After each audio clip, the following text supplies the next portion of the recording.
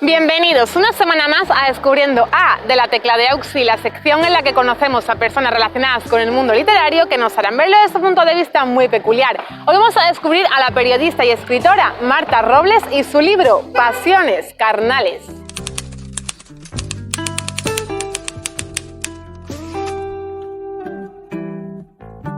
En el Descubriendo A de hoy tenemos el placer de descubrir a Marta Robles, la periodista y escritora que hoy nos presenta su último libro, Pasiones Carnales, un ensayo que nos invita a descubrir los episodios más lujuriosos y ocultos de las monarquías que han marcado el curso de nuestra historia. Lo que vais a leer en estas páginas no está en las biografías oficiales ni en los libros de texto, porque corresponde a esa zona más oscura, a la trastienda de la historia que habitualmente se quiere ocultar. Y de ella emergen las historias de amor más increíbles, las pasiones más arrebatadoras y las perversiones más insospechadas. Y este es el resumen oficial, digamos, Marta, pero yo creo que tú nos expliques un poquito más en profundidad lo que vamos a encontrar dentro de este libro. Sí, porque creo que llama mucho la atención todo el asunto, insisto, de la propia sexualidad, pero no es un tratado de sexualidad, es un tratado casi más bien sobre el poder y el sexo, que están muy relacionados y que de alguna manera mueven el mundo y cambian las decisiones de los poderosos, que al final acaban revirtiendo en aquellos sobre los que tienen potestad. En realidad ese sobre los poderosos, como tú bien decías, lo que sucede es que, claro, como a lo largo de la historia de España los poderosos han sido en buena medida los reyes, que eran los que tenían el poder absoluto, por eso son más protagonistas, pero es cierto que no es la corona lo que corrompe y lo que se deja llevar por las pasiones carnales, sino que es el poder lo que hace que quienes lo ostentan a veces acaben abusando de esa circunstancia y sus decisiones, como te decía, reviertan en las personas sobre las que ostentan ese poder. Marta, a mí me parece una idea para un ensayo súper original. ¿De dónde sale la idea de sumergirte en este proyecto? Pues fíjate, fue de una charla informal que tuve con la directora de Espasa, Ana Rosa Semprún, que precisamente estábamos comentando que había un libro en México que simplemente revisaba la vida de 3 o 4 personajes que muy apasionados, cuyos episodios habían trascendido de manera muy satisfactoria para los editores, porque realmente la gente se había quedado impactada de cuánto habían influido en la historia de México. Bueno, a mí me pareció una historia muy graciosa, pero sobre todo se me ocurrió que podíamos hacerlo en España, pero haciendo una radiografía de la historia de España. Precisamente porque muchas veces los historiadores no tienen en cuenta eso que otros sí tienen en cuenta, que es la intrahistoria, y que altera de manera definitiva el curso de los acontecimientos, ¿no? Eso es la trastienda de la historia. Todos tenemos escaparate y trastienda, tú y yo también, pero evidentemente nuestras trastiendas tienen muy poco ámbito de influencia, mientras que las trastiendas de los poderosos, lo que sucede en ellas, pues al final afecta a muchas personas. Y las trastiendas de los poderosos a lo largo de la historia están llenas, por supuesto, de pasiones carnales que, como te decía, abocan al sexo, al placer, pero también a la ambición, a la traición, a la deslealtad, a los celos e incluso al asesinato, con lo cual convierten a la propia historia en una novela fascinante que muchas personas no consideran así porque han leído libros de historia demasiado técnicos o demasiado aburridos, que han hecho que sientan un rechazo por conocerla. Marta, en este libro dice, cito textualmente, lejos del puritanismo de la historia oficial, sus protagonistas no solo batallaron, sino que además gozaron y se divirtieron mucho más que el resto de los mortales, que es esto que me explicabas tú, ¿no? ¿Por qué crees que estos episodios han permanecido ocultos incluso a día de hoy? ¿Crees que sigue interesando que permanezcan en la sombra? Bueno, durante mucho tiempo el propio puritanismo de las sociedades los mantenía totalmente ocultos, pero sí que es cierto que en muchos libros de historia, yo he manejado cerca de 100, buceando muy intensamente en ellos, al final de las cosas es donde aparecen ciertos detalles que a mí me han servido para tirar del hilo y buscar luego otros documentos, ir a otros archivos, buscar desde la leyenda hasta la propia realidad, hasta los datos contrastados, para poder certificar realmente cuánto había de realidad o cuánto había de imaginación o cuánto había certificado y cuánto simplemente era puro chisme, ¿no? Entonces, a lo largo de la historia hemos pretendido, muchas veces se ha pretendido, date cuenta que los historiadores y los cronistas muchas veces estaban casi a sueldo de los propios poderosos, con lo cual querían ofrecer la imagen que los poderosos desearan. Y los otros, sus enemigos, a lo mejor lo que hacían era ofrecer justo la imagen contraria. Con lo cual, al final, no acabábamos por saber la realidad de todas estas cuestiones. Tiene que pasar mucho tiempo para que haya perspectiva histórica y para que sean algunos historiadores los que también decidan hacer una investigación e ir rebuscando todos esos, era juntarlos todos en un libro como el que yo acabo de publicar, en un ensayo novelado como es Pasiones Carnales, donde hay una parte que es absolutamente histórica, ensayística, en la que yo desde mi punto de vista cuento con datos absolutamente contrastados lo que sucedió en esos momentos. Añado lo que cuenta la propia leyenda, sobre todo de los primeros siglos, que son más difíciles de certificar si todo lo que se cuenta es realidad o no. Y luego, en la parte de las relaciones íntimas, pongo ese toque de creación literaria de novelista y de ficción que hace que la propia historia resulte más atractiva para el lector, ¿no? Entonces, de este modo, lo que he pretendido es hacer eso, una radiografía de España a través de esa trastienda que, como te digo, tantas veces ha querido quedar oculta por los intereses de cada uno. Y hasta que no pasa el tiempo, pues fíjate, lo podríamos pensar incluso con la historia actual. Si ves la historia actual, mientras se hace información, unos cuentan unas cosas y otros cuentan otras, pero son pocos los que hacen la valoración global de los personajes, ¿no? Por ejemplo, imagínate el rey emérito. Unos están a favor y otros están en contra por determinadas cuestiones personales o de interés. Y al final no se cuentan todos los datos, ¿no? Yo creo que tardaremos unos años en tener la imagen global del propio personaje y en saber si con sus luces y sus sombras ha beneficiado y perjudicado en qué medida a nuestro país, qué ha supuesto su figura y qué tiene de bueno, qué tiene de malo, qué tiene de regular y qué tiene, por supuesto, de condenable si es que corresponde, ¿no? Pero hasta que no pasen unos años esa perspectiva no la tenemos. Y ahora sí podemos tener una perspectiva de la historia. Ahora, hay una cosa muy importante, Ausi, es que no se puede mirar el pasado con los ojos del presente, es decir, no podemos pensar que las mujeres del pasado tienen que actuar como nosotras porque estaban en otras circunstancias, ni que los reyes del pasado, incluso aunque se comportaran en momentos determinados de unas maneras que nos parezcan abominables, pues que eran malos reyes, por ejemplo, o que eran malvados.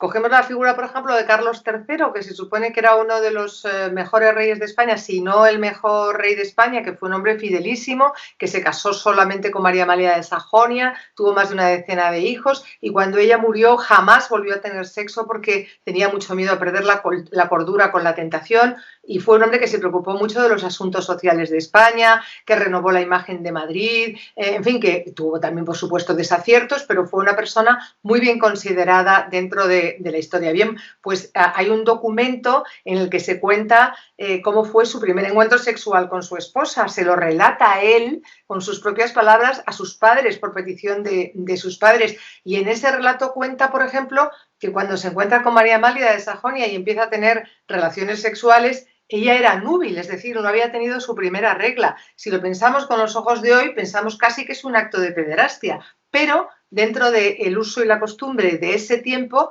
entraba dentro de la normalidad y luego resulta que fue un matrimonio muy feliz en el que, por extraño que parezca, al ser de conveniencia, también hubo amor.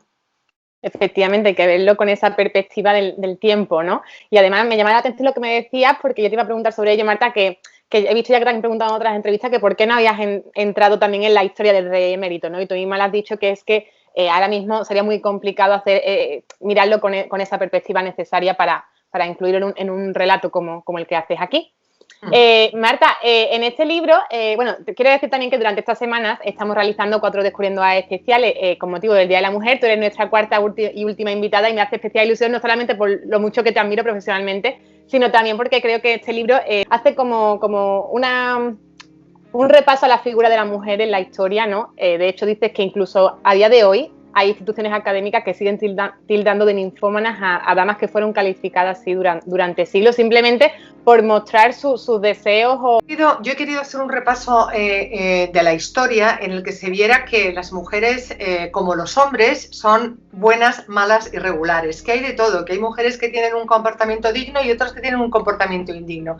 Si partimos de la base de que las mujeres son mejores o son perfectas o tienen, a partir de ahí, desde luego no estamos defendiendo la igualdad. Y yo defiendo la igualdad, defiendo el derecho a equivocarse también de las mujeres. No quiero que pretendamos ser superwoman, sino que tengamos ese derecho a equivocarnos, que a mí me parece fundamental y que tiene mucho que ver con la igualdad, porque los hombres se equivocan y parece que no pasa nada y que bueno, pues ya está, y las mujeres no nos podemos equivocar. Pues no, las mujeres también se han equivocado a lo largo de la historia. Una historia que ha estado escrita en función de la desigualdad entre hombres y mujeres y que los hombres han restringido el área de movimiento y de influencia en la historia a las mujeres todo lo que han podido, pero sin embargo las mujeres han encontrado sus resquicios para tener participación en la historia y para influir en ella de manera definitiva, por donde les tocara, por donde les correspondiera, teniendo que soportar que ellas eran buenas o malas dependiendo de su honra, mientras que los hombres casi podían hacer lo que quisieran y con una batada de cola, una cota de malla y una bata de cruzado se les perdonaban todos los pecados, ¿no? Ellas han tenido que adaptarse a su tiempo, pero eso no significa que no hayan aportado su sensatez, su sabiduría, su intensidad y su compromiso con su país, con su pueblo y con todo lo que tenían a su alrededor, pese a que no las dejaran. Entonces a mí me parecía que era muy importante sacar ese catálogo de mujeres que a lo mejor están consideradas malas porque son unas concubinas, pero resulta que han tenido una buena influencia sobre el rey con quien compartían la vida porque eran mujeres muy inteligentes y sensatas. Entonces he querido poner en valor la presencia de la mujer a lo largo de la historia de manera definitiva, donde podía muchas veces en esa parte de la pasión carnal, del amor y de todo lo que conlleva alrededor. Efectivamente, y sobre todo lo que más me sorprende es lo que decías aquí, ¿no? Que incluso hoy en día se siguen tildando de ninfómanas, ¿no? Incluso hoy en día ya, como decimos, con esa perspectiva y con el momento ya que estamos, ¿no? Bueno, Marta, también dices que los episodios sexuales y amorosos llegaron a alterar el curso de la historia, ¿no? ¿Cuáles han sido para ti esos episodios o datos que has recopilado que más te han llamado la atención, que me has dicho, uy, esto no lo sabía, no me lo esperaba?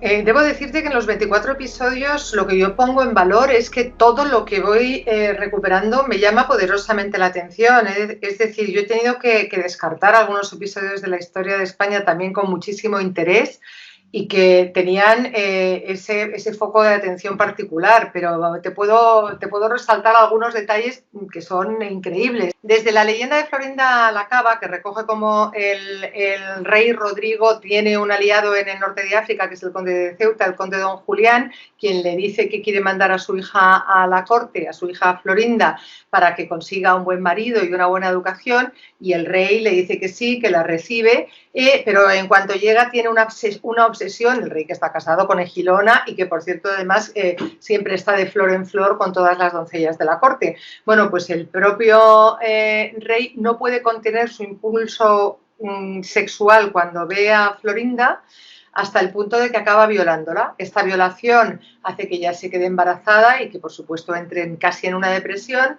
Lo pone en conocimiento de su padre y su padre, en venganza, se alía con los musulmanes a los que les tenía cerrada la puerta en el norte de África y van a la batalla de Guadalete en 711 y ahí comienza la invasión musulmana en España. Fíjate si determina las cosas de la historia.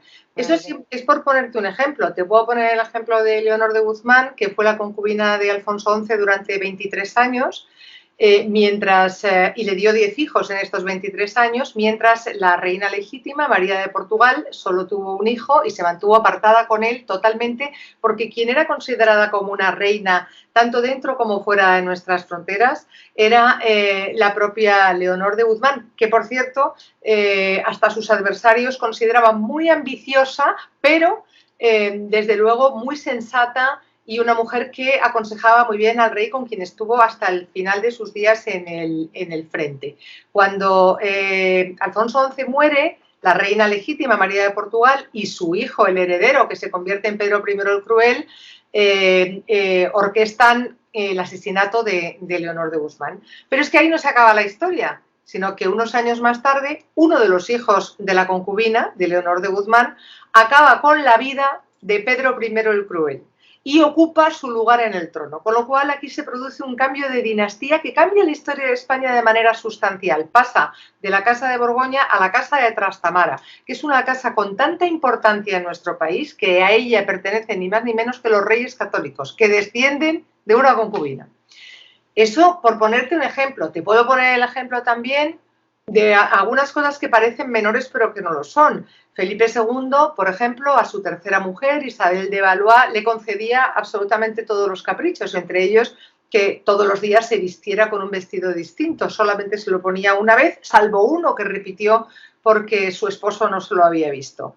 Este es un pequeño capricho que, por supuesto, afectaba a las arcas del Estado, pero más allá de ese, resulta que Isabel de Valois llegó a la corte de Toledo y no le gustó Toledo, el clima le sentaba mal, y el rey trasladó la corte a Madrid. Fíjate las consecuencias políticas, económicas y sociales del traslado de la sede de la capital de un sitio a otro, ¿no? Pues ya vemos que en ese libro vamos a encontrar estas historias tan maravillosas y tan sorprendentes, porque a mí me está dejando con la boca abierta, Marta, y eso que yo ya he comenzado a leer un poquito. Además, me llama también mucho la atención la manera en la que lo narras, ¿no? Porque dentro de que es un ensayo histórico, que tiene ese peso histórico, ¿no? Pero sin embargo lo narras en tercera persona y con una visión que no es neutra, como tú dices, ¿no? Que metes ironías, metes apostillas, intentas involucrar también al lector. ¿A qué público se dirige este libro, Marta? ¿A qué lector tiene esto en mente mientras que lo estabas escribiendo? ¿Qué lector tenías en mente? Creo que este es un libro muy para todos los públicos y que incluso a la gente joven le interesaría muchísimo leerlo. Como es un ensayo, tiene mi propia visión, es decir, yo hago un análisis desde mi punto de vista de esa investigación histórica que yo he ido realizando con un enorme esfuerzo. Con lo cual eso es lo que pongo de relieve en toda esa parte ensayística, en la que incorporo datos absolutamente certificados y contrastados que son pura y dura realidad. De hecho, me preocupo mucho de delimitar la línea que separa toda esa parte absolutamente real y fiel a la historia, con mi punto de vista y con mis opiniones, por supuesto, que está separada de la leyenda. Digo, y certifico, esto es leyenda, con lo cual aquí uno puede creer o no qué parte de realidad o ficción corresponde. Y a la hora de entrar en la parte novelada, también lo dejo muy claro, que eso está novelado. Está novelado, por supuesto, en base a hechos reales, a lecturas que yo he realizado durante todo este tiempo, pero está novelado. Claro que sí. Y además es lo que me decíamos, que este ensayo tiene un trabajo de documentación brutal. Marta, ¿cómo has vivido tú ese proceso de documentación? ¿Cuánto tiempo te ha llevado? Porque tenemos que decir que hay más de 6 páginas de referencias bibliográficas. Bueno, y hay menos bibliografía de la que he utilizado, porque al final del libro, hablando con mi editora, digo, por Dios, vamos a quitar parte de la bibliografía, que se va a pensar la gente que soy Javier Tussell, porque es que realmente me sorprendía, y yo no soy historiadora ni tampoco lo pretendo, pero sí he hecho un trabajo muy riguroso que me ha llevado 1 año y medio. He contado con la ayuda también de una documentalista, sin la cual no me hubiera sido posible acceder a veces a algunos archivos. De pronto encontraba una documentación, entonces le pedía, por favor, a ver si me la puedes contrastar en el archivo, porque no quiero arriesgarme que pueda ser real o no. Luego, al final, cuando terminé el libro, 2 historiadores lo leyeron para que estuviéramos todos de acuerdo y viéramos todas las visiones y todo lo que se había aportado. Ha sido un viaje muy interesante. Entre otras cosas, yo quería hacer además unos relatos que fueran lo suficientemente largos como para incluir todo aquello que quería contar, pero lo suficientemente reducidos como para no echar a muchos lectores que de pronto no están acostumbrados en estos tiempos a demasiada extensión, y al final me preocupaba que fueran teniendo interés por esos relatos que contaba, ¿no? Por eso te digo que me hace ilusión, porque creo que la gente joven, que muchas veces le parece que la historia es aburridísima, puede encontrar aquí justo esa aventura de la historia, que es absolutamente cierta y real. No hay más aventura que la que escribe la propia historia, ¿no? Y aquí está con este punto también un poco de humor, un poco de ironía. Se tiene todos esos elementos como para enganchar a un lector que yo creo que desde que casi cualquier edad puede pasárselo bien, disfrutar, aprender, indignarse, emocionarse, conmoverse, le va a pasar de todo. Ya hemos visto que sí, solamente por lo poquito que ya nos has contado, Marta, yo creo que ya nos tienes enganchados. Bueno, ahora quiero hablar un poquito más de ti, Marta, para ir encauzando al final de la entrevista. Tú estudiaste periodismo y comenzaste a trabajar en 1987 en la revista Tiempo, y desde entonces no has parado. Tu vida siempre ha estado vinculada a los medios de comunicación, entre ellos las televisiones y las radios más importantes de nuestro país. Incluso has ganado muchísimos premios, entre ellos 2 Antenas de Oro o el Premio Nacional de la Comunicación. Y paro aquí el resumen, porque es que como siga describiéndote, nos llevamos aquí todo el día. Pero sí, eso es todo. pero esos méritos son de destacar, Marta. ¿Te imaginas tu vida sino lejos del periodismo, Marta? ¿Qué hubiese sido Marta Robles si no hubiese sido periodista? Bueno, en realidad mi vocación no era de periodista, mi vocación era de escritora. Yo desde que creo que soy escritora desde que era una niña. No recuerdo el tiempo en mi vida sin leer, por supuesto, y sin escribir desde que tenía pues 11 o 12 años, que fue cuando me empecé a presentar a algunos concursos literarios escolares, muchos de los cuales gané, y de hecho escribí mi primera novela a los 16 años, aunque por suerte no vio la luz porque era muy mala, y empecé a publicar libros en el año 91, ni más ni menos. O sea, es que llevo 3 décadas de escribiendo y publicando libros, con lo cual forma parte de mi vida. Yo pensé en estudiar filosofía, que siempre me había interesado muy especialmente y que sigue formando parte de mi vida de una manera muy extraordinaria, pero mi primer novio me convenció de que tenía una gran capacidad para la comunicación y de que tenía que dedicarme al periodismo, y bueno, pues allá que me fui.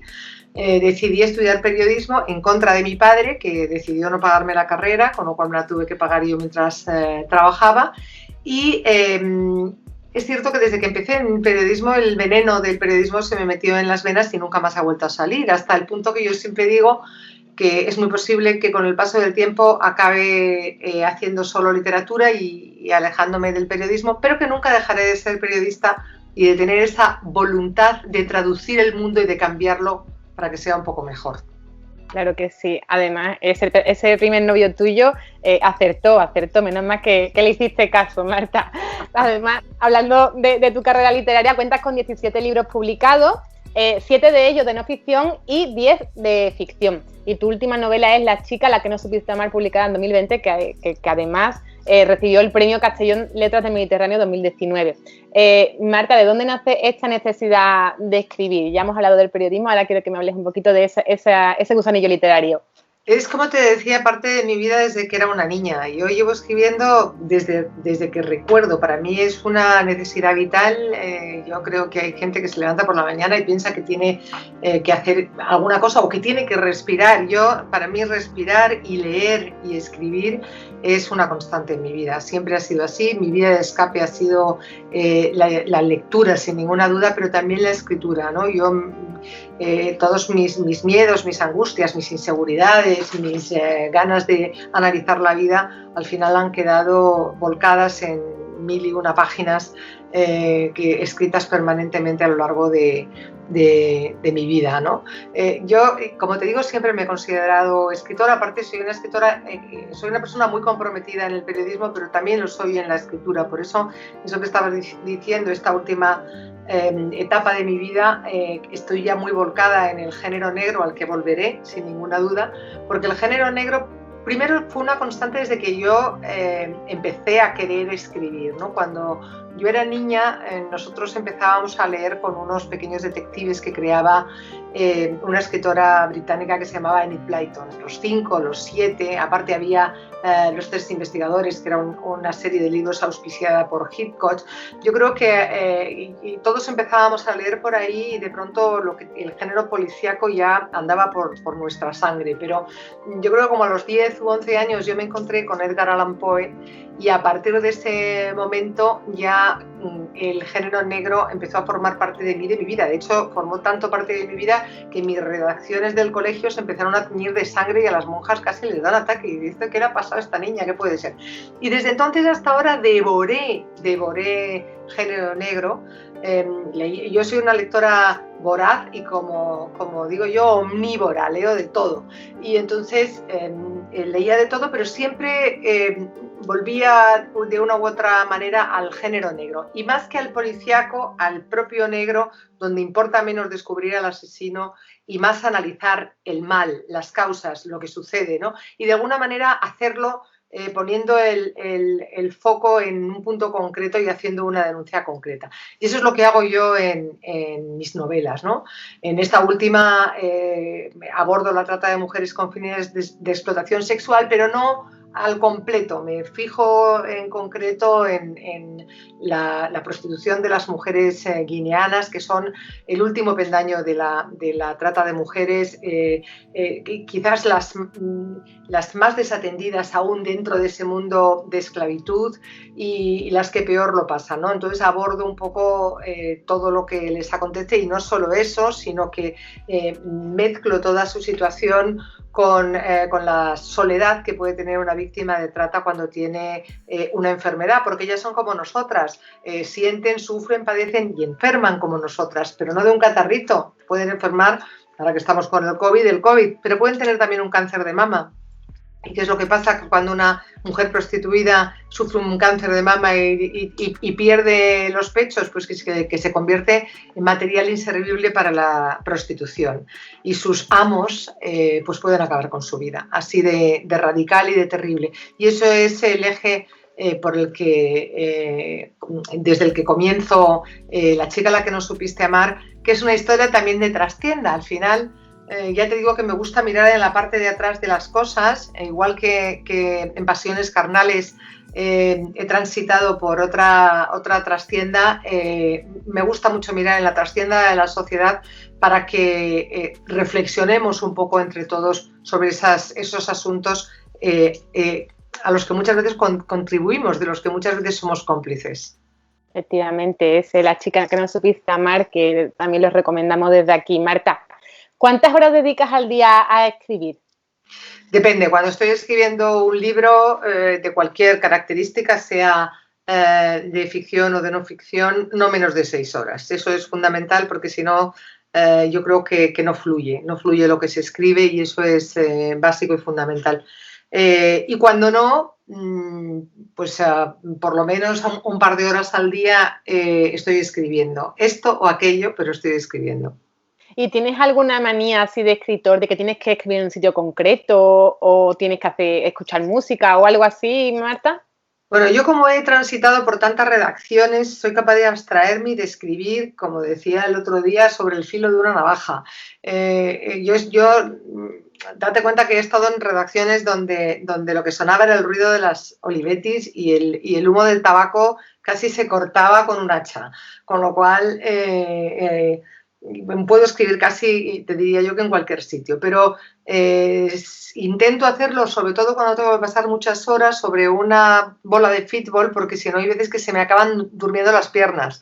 Y entonces, intento estar siempre como moviéndome un poco para que así, pues eso, mi aparato, mi organismo en general no se sienta tan afectado. Eso que luego, en fin, luego parece que quiero ser muy sana, pero luego resulta que necesito una bolsa de chuches para escribir, o sea que así es la vida. En fin, otros se toman un whisky y yo me tomo un osito de goma. Claro que sí, bueno, me parece las manías, por llamarlo de alguna manera, más originales de todos los escritores que hemos tenido por aquí y además me apunto lo de la lo de la bola de fitness, Sí, sí. que yo también paso muchas horas y seguro que también me va a venir bien. Bueno, Marta, ¿qué proyectos no has realizado aún que te gustaría realizar en un futuro próximo? ¿Tienes algo ahí ya en la trascienda? Pues mira, sí, tengo un proyecto que ya casi no es proyecto, que es que acabo de dirigir un corto, que esto sí que es primicia porque todavía no se lo he contado a nadie porque aún estoy montándolo, con lo cual pues eso era una asignatura pendiente de mi vida, porque aunque yo he dirigido muchísimos programas y he montado infinidad de noticias y de todo, pues tenía ese reto y me apetecía, o sea que de eso pronto verá la luz. Y luego el resto de las cosas, pues mi vida es un constante proyecto porque yo soy autónoma, tengo mis colaboraciones, me tengo por fuerza que entusiasmar con todas las cosas que hago, sean pequeñas o grandes, y dedicarlas la misma ilusión, que yo creo que es la única manera de hacerlas de verdad bien, que es lo fundamental. Y además, y hacerlo pues eso, lo mejor que uno sepa y pueda, porque quien hace lo que puede no está obligado a más, y eso es lo que yo creo que tiene que hacer cada uno. Y mi proyecto es pues el de siempre, seguir escribiendo. Tengo otra novela en la cabeza, volveré al detective Roures, me lo piden mucho mis lectores, me preguntan y por supuesto que volveré con él. Y más allá de todo eso, pues poco más. Dirijo un curso en la térmica de género negro. Si tengo más proyectos, me echan de casa. No, sí, totalmente. Ya la agenda no te da para más, Marta. Y además de ya el tiempo que dedicas profesionalmente, quiero saber, Marta, porque esta pregunta que te voy a hacer va relacionada con la última, que no te la voy a hacer yo. ¿Cuáles son tus mayores hobbies? Es que, ¿sabes qué pasa? Que mis hobbies están muy relacionados con mi profesión, porque para mí, si hay algo que no me puede faltar en la vida, es, como te decía, la lectura. La lectura es gozo, pero también es trabajo desde algún punto de vista. La escritura es sufrimiento, pero también gozo y también trabajo. El cine también, o sea, el cine, la música, es parte de mi vida. No entendería mi vida sin música. De hecho, mis novelas están llenas de música y también están llenas de cine. O sea que en realidad mis hobbies, porque yo es que soy muy poco deportista, ¿sabes? Entonces, no te creas, o sea, me nado en verano y de pronto, pero no soy una persona a la que le divierta nada el deporte. Hago ejercicio porque no queda otro remedio, y en los últimos meses ni eso. Con lo cual, mis hobbies son más intelectuales y corresponden un poco a la profesión que he elegido. No sé si era Confucio el que decía: elige un trabajo que te guste y no trabajarás ningún día. Pues yo no debo trabajar ningún día porque me paso la vida trabajando en aquello que me gusta. Pues me llama la atención porque la noche y el día, porque como te he dicho, esta última pregunta no te la hago yo, sino te la hace nuestra anterior descubierta, ya que su vida está relacionada totalmente con la gimnasia rítmica, y ha sido campeona de gimnasia rítmica y ahora ha escrito su último libro. Y nos preguntaba, que ahora nos vas a tener tú que lanzar otra para nuestro siguiente descubierto anónimo, Marta. Nos decía lo siguiente, Adelina. Vale, voy a escoger algo relacionado con el libro. Si pudieras escoger, ¿qué escogerías? ¿El libro que acabas de escribir? O, bueno, como el libro va un poco sobre mi deporte, no puedo decirlo así, vamos a hacer algo relacionado con no un deporte, pero con una ficción, ¿no? Si pudiera escoger el libro o no seguir practicando más alguna ficción que le gustase, ¿no? Como, yo que sé, mejor el fútbol, o yo que sé, le gusta ir de shopping. ¿Qué escogería? Bueno, es que el problema es que como va todo junto, pues no tengo que elegir. Pero me hace mucha gracia que alguien de pronto me haga una pregunta y que sea una persona que tenga que ver con la gimnasia rítmica, porque yo hice gimnasia rítmica cuando era niña. De hecho estuve federada, y eso de hacer el espagat era también parte de mi vida, aunque, como te digo, en realidad yo nunca he sido deportista. Era una cosa que era pues consustancial a aquel tiempo y que después pues olvidé, pero quizás vivo de las rentas precisamente por la gimnasia rítmica. Así que me hace ilusión que sea una persona de gimnasia rítmica que me diga esto.